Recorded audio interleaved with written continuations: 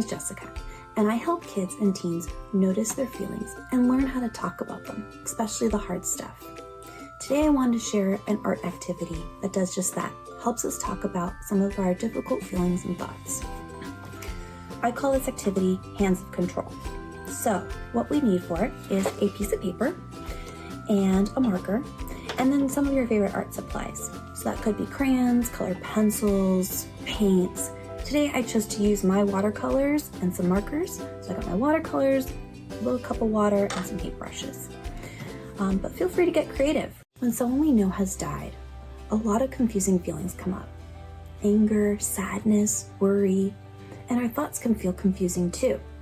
A lot of things in our life change. Maybe our responsibilities change, or maybe we're reacting to things in new ways that we didn't used to before. This can feel really confusing and challenging to us. One common feeling that people have is that they feel like they don't have control over their lives anymore.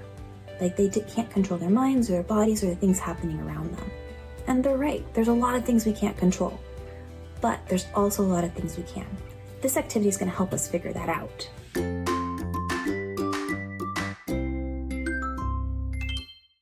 Okay, to start our activity, we're first going to take our piece of paper and a marker and trace our hands. So, I'm going to take my marker and I'm going to trace my hands onto the paper, going up and down through my fingers. Great.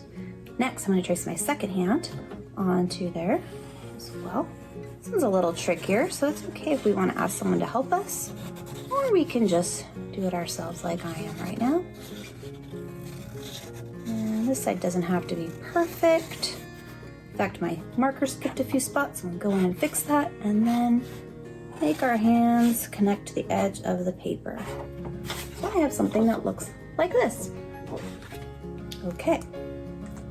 Next, I'm going to brainstorm a little bit and think about what is in my control and what is out of my control. I'm going to take my first marker and think about what is in control of my life right now. And I'm going to write those things inside the hands. So what do I have control over? Who I let support me. I can control my attitude about things, whether I think positively or negatively about them. I can also control how I take care of myself.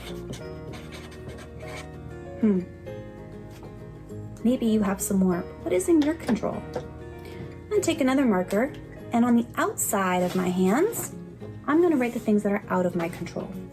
Like, for example, I really don't have control over people's reactions to me. Their feelings are their feelings. I can't control that. I also can't control whether someone is dying or not.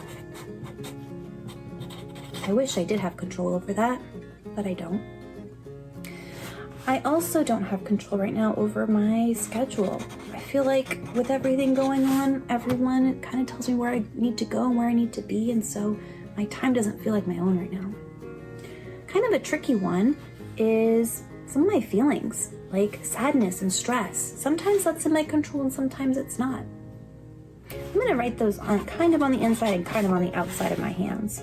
Sadness and stress. All right, so this is what I have so far. What did you brainstorm? Now inside, outside. After I finished brainstorming everything, what I'm going to do is I'm going to decorate it. I'm going to paint it and think about maybe some of the colors or designs that associate with me feeling in control and out of my control. So I'm going to start by using some of my watercolors and decorating my hands of control. Let's take some time to do that. So once you've done creating and decorating, and maybe taking some time to think about all the things in your control and out of your control, I ended up with something looking like this. I chose orange because orange feels like a very stressful color to me, and it feels a little out of my control. And I chose purple because that's more calming to me. When you're done with your painting and your art piece, there's some questions you can ask yourself. What do I feel about when I look at this? Do I like what's in my control? Do I understand what's out of my control? Are there some things that are outside of my hands that I wish were in my hands? Are there some things inside my hands that I wish maybe I can let go of? And what about those things that are kind of in my hands and kind of not? Is that something I could change?